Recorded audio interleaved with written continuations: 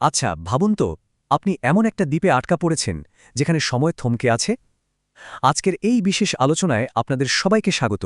আমরা কথা বলতে যাচ্ছি কিলার আইল্যান্ড জেডের মাথা ঘুরিয়ে দেওয়া টাইমলাইন আর এর পেছনের অবিশ্বাস্য সায়েন্স ফিকশন মেকানিক্স নিয়ে। চলুন আর কথা না বাড়িয়ে সোজা ডুব দেওয়া যাক এই জট পাকানো টাইম লুপের ভেতরে। দেখি এই শ্বাসরুদ্ধকর গল্পটা আসলে কিভাবে কাজ করে।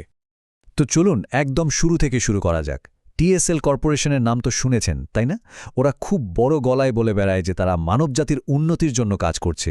এমনকি তারা নাকি সময়কেও নিজেদের ইচ্ছে মতো নিয়ন্ত্রণ করতে পারে। শুনতে খুব মহৎ আর দারুণ মনে হচ্ছে, তাই তো? কিন্তু বিশ্বাস করুন, এর পেছনে সত্যিটা ভীষণ ভীষণ অশুভ। মানুষের ক্ষমতা বাড়ানোর নামে তারা আসলে পর্দার আড়ালে ঠিক কী করছে, সেটাই কিন্তু আমাদের আজকের আলোচনার সবচেয়ে বড় প্রশ্ন। এখন এই টিমের কাছে প্রথমে মিশনটাকে মনে হয়েছিল ডাল ভাতের মতো সহজ। মানে লক্ষ্যগুলো ছিল একদম পরিষ্কার। সিইওর মেয়ে স্টেসি ক্যালাহানকে খুঁজে বের করতে হবে, ২৪ ঘন্টার মধ্যে তাকে একটা দুর্গম দ্বীপ থেকে জ্যান্ত উদ্ধার করে আনতে হবে, আর এই কাজটা ঠিকঠাক করতেই পকেটে ঢুকবে $৭,৫০,০০০। বিশাল ব্যাপার, তাই না? একদম সলিড একটা রেস্কিউ মিশন। কিন্তু যেমনটা আমরা জানি, পরিস্থিতি খুব দ্রুতই হাতের বাইরে চলে যায়। তো টিমের ভেতরের মানুষগুলোর দিকে একটু তাকাই, ব্যাপারটা বেশ ইন্টারেস্টিং। প্রথমে আছে চেইজ, ৮ বছর আগের এক রহস্যময় ঘুষ প্রজেক্টের পর থেকে বেচারার অ্যামনেশিয়া বা স্মৃতিভ্রম। তারপর আছে এডিসন, যে কিনা এই পুরো অপারেশনের মাস্টারমাইন্ড আর চেইজকে ভাড়া এনেছে। রস নামের আরেকজন আছে, যার সাথে আবার চেইজের খুব অন্ধকার একটা অতীত লুকিয়ে আছে। আর বাকি তিনজন, ডেক্স, ট্যাগ এবং কোল্ট, এরা মূলত ভাড়ায় খাটানো পেশাদার যোদ্ধা।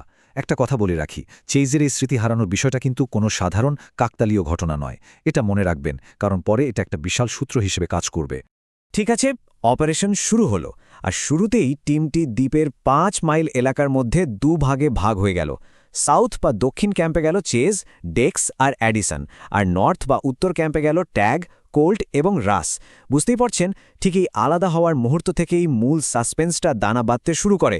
বিশাল এক অচেনা দ্বীপে তারা নিজেদের সঙ্গীদের থেকে বিচ্ছিন্ন হয়ে গেল, আর অজানা এক বিপদ যেন নিঃশব্দে তাদের ঘিরে ধরতে শুরু করল। এরপর পরিস্থিতি যে কতটা ভয়াবহ হতে পারে সেটা আপনি কল্পনাও করতে পারবেন না। হঠাৎ করেই সবার রেডিও যোগাযোগ পুরোপুরি কেটে গেল। এরপর দ্বীপে ছড়িয়ে ছিটিয়ে থাকা সব রহস্যময় মৃতদেহ চোখে পড়তে শুরু করল। স্বাভাবিকভাবেই তখন সবার মনে একটাই প্রশ্ন: কে বা কি তাদের শিকার করছে? এক অদৃশ্য আতঙ্ক যেন প্রতি মুহূর্তে তাদের ঘাড়ের কাছে নিঃশ্বাস ফেলছে। কেউ কিচ্ছু জানে না যে এই দ্বীপের জঙ্গলে আসলে কি লুকিয়ে আছে। আর ঠিক এই চরম মুহূর্তে ডেক্সের হাতে আসে একটা পুরনো রহস্যময় জার্নেল বা ডায়েরি। আমি বলবো এটাই হলো পুরো গল্পের সবচেয়ে বড় টার্নিং পয়েন্ট। এই একটা মাত্র ডায়েরি দ্বীপের নিকষ অন্ধকারের সবচেয়ে বড় রহস্যটা ফাঁস করে দেয়। ডায়েরির পাতাগুলো এমন একটা ভয়ঙ্কর প্যাটার্ন বা ছক আঁকা ছিল যা দেখলে যে কারো রক্ত হিম হয়ে যাবে। এটা প্রমাণ করে দেয় যে দ্বীপে যা ঘটছে তা কোনো সাধারণ ঘটনা বা দুর্ঘটনা নয়, বরং দ্বীপের গভীরে লুকিয়ে থাকা এক বিভৎস সত্যের চাবিকাঠি হলো এই ডায়েরিটা। আচ্ছা, এবার চলুন একটু বিজ্ঞানের ভাষায় ব্যাপারটা বুঝি। মানে এর পেছনের সায়েন্স ফিকশন মেকানিজমটা আসলে কি। এই পুরো দ্বীপটি মূলত একটা কোয়ান্টাম ইভেন্ট বা ওয়ার্ম হোলের ভেতরে একেবারে আটকা পড়ে আছে। এটা স্পেস টাইমের এমন একটা অস্বাভাবিক অবস্থা যাকে আপনি একমুখী দরজা বলতে পারেন। সোজা কথায়, এই দ্বীপে বাইরে থেকে যে কেউ বা যে কোনো কিছু ঢুকতে পারবে ঠিকই, কিন্তু কোনোভাবেই আর বেরোতে পারবে না। ঠিক এই কারণেই টিমের রেডিও বা বাইরের দুনিয়ার সাথে যোগাযোগের সব রাস্তা চিরতরে বন্ধ হয়ে গিয়েছিল। আর এই ব্যাপারটা কিন্তু ওই জটিল টাইমলাইনের কাঠামোটাকে একদম চোখের সামনে পরিষ্কার করে দেয়। ৩ দিনের এই সাইকেল বা চক্রটা রীতিমতো মাথা নষ্ট করা। খেয়াল করুন, প্রথম দিন টিমের একটা নতুন ভার্সন বা দল দ্বীপে এসে পৌঁছায়। দ্বিতীয় দিন অজানা কোনো ভয়ঙ্কর শিকারীর হাতে তারা বেঘরে মারা পড়তে থাকে। আর তৃতীয় দিন শেষে দ্বীপটা বাইরের জগৎ থেকে নিজেকে পুরোপুরি রিসেট করে ফেলে।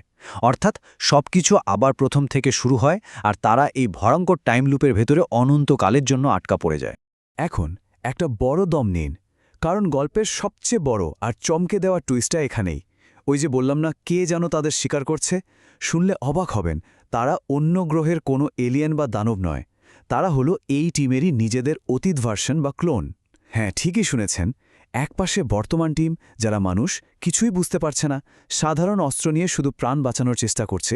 আর অন্য পাশে আগের সাইকেলের ওই ক্লোনগুলো, যারা বারবার এই লুপে আটকে থাকার কারণে এখন জঙ্গলি, পশুর মতো এবং মিউটেটেড হয়ে গেছে। তারা দ্বীপের পরিত্যক্ত পুরনো অস্ত্রগুলো দিয়ে নিজেদেরই বর্তমান ভার্সনদের নির্মমভাবে শিকার করছে। ভাবা যায়? তারা যত বেশি দিন থাকে তত বোকা হয়ে যায়। ডায়েরির এই লাইনটা আসলে বারবার রিসেট হওয়ার ভয়াবহ শারীরিক আর মানসিক প্রভাবটাকে চোখে আঙুল দিয়ে দেখিয়ে দেয়। চিন্তা করুন, দিনের পর দিন এই কোয়ান্টাম লুপে আটকে থাকার ফলে মানবদেহ আর মস্তিষ্ক উন্নত হওয়ার বদলে একেবারে আদিম পাশবিক পর্যায়ে নেমে যাচ্ছে। তারা তাদের মনুষ্যত্বটুকুও হারিয়ে সম্পূর্ণ হিংস্র প্রাণীতে পরিণত হচ্ছে। আক্ষরিক অর্থে এটা একটা জীবন্ত দুঃস্বপ্ন। আর ঠিক এই জায়গায় এসে টিএসএল কর্পোরেশনের আসল কুৎসিত মুখোশটা খসে পড়ে। ওই যে রেস্কিউ মিশন বা মেয়েকে বাঁচানোর গল্পটা শুনেছিলাম শুরুতে, ওটা পুরোটাই ছিল একটা সাজানো নাটক, ভুয়া। আসলে তারা এই টিমগুলোকে ল্যাবের গিনিপিগ বা ইঁদুর হিসেবে ব্যবহার করছিল। তাদের আসল উদ্দেশ্য ছিল জিনগতভাবে উন্নত সুপার সোলজার বা অজেয় সৈন্য তৈরি করা। আর এই নিষ্ঠুর পরীক্ষা চালানোর জন্য তারা দ্বীপের সবার জীবনকে বলি দিতে দুবারও ভাবেনি। কিন্তু বিপদের কি এখানেই শেষ? মোটেও না। এই সব কিছুর মাঝে হঠাৎ করেই রেডিওতে ভেসে আসে বুক কাঁপানো একটা ঘোষণা। হাতে সময় আছে মাত্র 12 ঘণ্টা। এরপরই কর্পোরেশন এই পুরো দ্বীপটাকে ধ্বংস করার প্রক্রিয়া শুরু করবে, যাতে তাদের এই অবৈধ আর অমানবিক গবেষণার কোনো প্রমাণ পৃথিবীতে বেঁচে না থাকে। ঘড়ির কাঁটা টিকটিক করছে, আর বেঁচে থাকার তাগিদটা এখন আক্ষরিক অর্থেই একটা উন্মত্ত দৌড়ে পরিণত হয়েছে। তো চলুন দেখি এখন তারা কি করবে।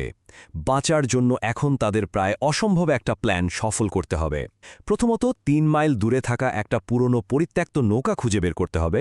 দ্বিতীয়ত অন্ধকারে ওত পেতে থাকা ওই মিউটেন্ট ক্লোনদের হাত থেকে নিজেদের বাঁচাতে হবে। আর সবশেষে ওয়ার্মহোলের সামান্য যেটুকু ফাঁক আছে সেটা দিয়ে দ্বীপ থেকে বেরিয়ে যেতে হবে। পুরো ব্যাপারটা এখন চরম উত্তেজনার। একটুকু ভুল মানে নিশ্চিত মৃত্যু। কিন্তু আপনারা কি ভাবছেন এটাই শেষ? গল্পের শেষ চমকটা কিন্তু এখনো বাকি। আচ্ছা, এই যে তারা পালানোর চেষ্টা করছে, এটাই কি প্রথমবার? উত্তর হলো একেবারেই না। বছর 8 আগেও রস এবং চেজ ঠিক একই মিশনে এই দ্বীপে এসেছিল এবং একই লুপ থেকে বেঁচে ফিরেছিল। মনে আছে চেজের স্মৃতি হারানোর কথা বলেছিলাম শুরুতে? হ্যাঁ, ঠিক সেই পালানোর সময় পাওয়া আঘাত থেকেই চেজের ওই অ্যামনেশিয়া হয়েছিল। তার মানে বুঝতে পারছেন, এই পুরো ঘটনাটাই আসলে 8 বছর ধরে চলা বিশাল একটা সাইকোলজিক্যাল আর ফিজিক্যাল এক্সপেরিমেন্টের অংশ। সবশেষে অ্যাডিসনাল লেখা একটা লাইন আমাদের সত্যি গভীরভাবে ভাবিয়ে তোলে। তারা হয়তো বুঝতে পেরেছে যে তারা এই নিষ্ঠুর খেলার স্রেফ ল্যাবের ইঁদুর, কিন্তু এবার তারা প্রস্তুত। এবার তারা শুধু নিজেদের প্রাণ নিয়ে পালাবে না, বরং ফিরে গিয়ে টিএসএল কর্পোরেশনের বিরুদ্ধে এক সর্বাত্মক যুদ্ধের প্রস্তুতি নেবে। এই অসাধারণ টুইস্টটা আমাদের মনে একটা প্রশ্ন রেখে যায়। এই মৃত্যুফাত থেকে বেরিয়ে তারা কি সত্যিই পারবে ওই বিশাল কর্পোরেশনকে মাটিতে মিশিয়ে দিতে? কি মনে হয় আপনাদের? আজকের এই আলোচনাটা এখানেই শেষ করছি। এতক্ষণ সাথে থাকার জন্য আপনাদের সবাইকে অসংখ্য ধন্যবাদ।